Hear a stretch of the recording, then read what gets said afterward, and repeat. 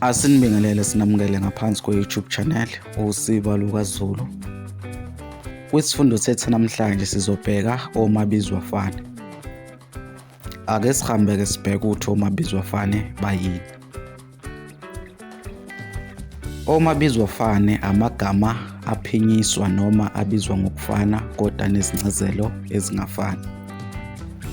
Omabizwafane-ke singasho ukuthi ilawo magama esithi uma ngabe siwaphimisa noma ngabe siwabize ngendlela efanayo noma ngendlela eyodwa, kodwa ayakwazi futhi ukuthi abe nezincazelo mhlambe ezimbili noma ngaphezulu ezingafani.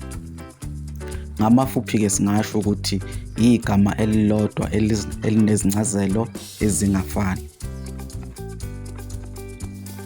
Ake sihambe-ke sithathe izibonelo ezimbalwa zamagama angomabizwafane. Igama lokuqala-ke sizolithatha igama elithi ukuceba. Incazelo yokuqala-ke leli gama lingasho ukuba nemali noma ukugolika. Uma ngabe sithi umuntu ucebile sisuke sithi lowo muntu unemali noma uyisigwili. Umusho-ke, isibonelo somusho esingawakha mayelana nencazelo yokuqala yegama elithi ukuceba, ungathi sebenza uma ufuna ukuceba. Incazelo yesibili-ke yaleli gama lingachaza-ke ukubika ngenhloso yokulahla umuntu ngecala. Uma ngabe usuke uceba umuntu, usuke umbika ngesenzo sakhe esingalungile.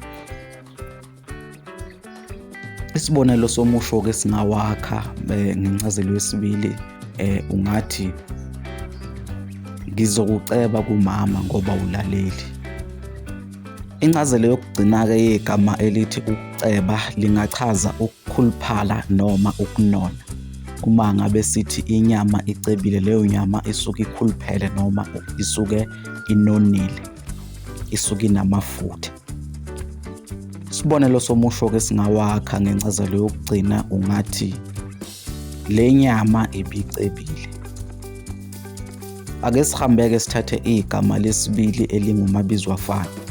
Sizothatha igama elithi ukuhloma.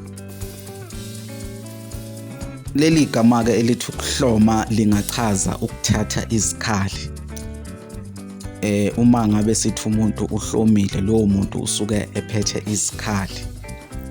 Isibonelo somusho-ke singawakha ngegama elithi ukuhloma, singathi asihlomeni impi isiseduze. Leli gama-ke elithi ukuhloma lingachaza futhi ukufaka into phansi noma ukuhlaba into phansi.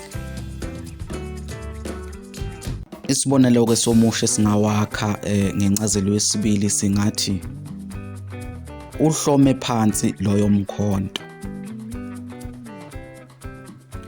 Leli gama-ke futhi lingaphinde lichaze ukuthwala kwezulu. Uma ngabe izulu likhuphula amafu, lisuke lihloma lapha izulu ngenhloso yokuletha imvula. Umusho-ke esingawakha singathi ezintabeni izulu lihlomile. Ake sihambe sithathe igama lesithathu elingumabizwafane. Sizobheka igama elithi ikhasi. Leli gama-ke elithi ikhasi lingachaza ikhasi lesithelo, lokho kusuke kumboze isithelo noma kusuke kuvikela isithelo. Isibonelo somusho-ke singawakha ngencazelo yokuqala, singathi hluba amakhasi ewolintshi. Igama elithi ikhasi futhi lingachaza ikhasi lencwadi. Incwadi-ke iyayibe namaphepha amaningi phakathi. Lawo maphepha-ke siwabiza ngamakhasi. Isibonelo somusho-ke singawakha ngencazelo yesibili, singathi vula ikhasi lokuqala encwadini. Igama lokugcina-ke liwumabizwafane esizolithatha igama elithi ikhala. Incazelo yokuqala-ke leli gama lingasho isitho somzimba lesi esisebenzisa ukuphefumula, ukufaka nokukhipha umoya emzimbeni, siwufaka siwukhiphe ngamakhala.